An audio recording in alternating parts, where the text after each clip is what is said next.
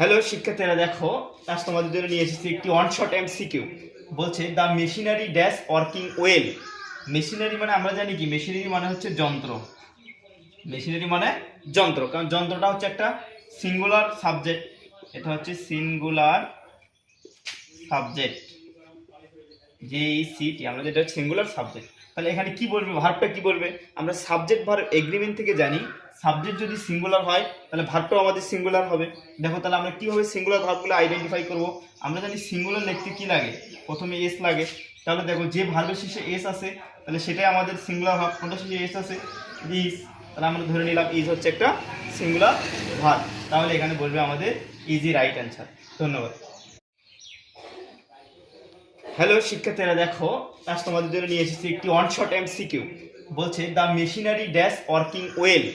Machinery মানে আমরা জানি কি, মেশিনারি মানে হচ্ছে যন্ত্র। মেশিনারি মানে যন্ত্র, কারণ যন্ত্রটা হচ্ছে একটা সিঙ্গুলার সাবজেক্ট।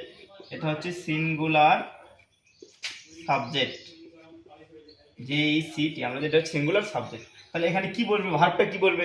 আমরা সাবজেক্ট ভার্ব এগ্রিমেন্ট থেকে জানি সাবজেক্ট যদি সিঙ্গুলার হয় তাহলে ভার্বটাও আমাদের সিঙ্গুলার হবে। দেখো তাহলে আমরা কিভাবে সিঙ্গুলার ভার্বগুলো আইডেন্টিফাই করব? আমরা জানি সিঙ্গুলার লিখতে কি লাগে, প্রথমে এস লাগে। তাহলে দেখো যে ভার্বের শেষে এস আছে তাহলে সেটাই আমাদের সিঙ্গুলার ভার্ব। কোনটা শেষে এস আছে? ইজ। তাহলে আমরা ধরে নিলাম ইজ হচ্ছে একটা সিঙ্গুলার ভার্ব। তাহলে এখানে বলবে আমাদের ইজি রাইট অ্যান্সার। ধন্যবাদ।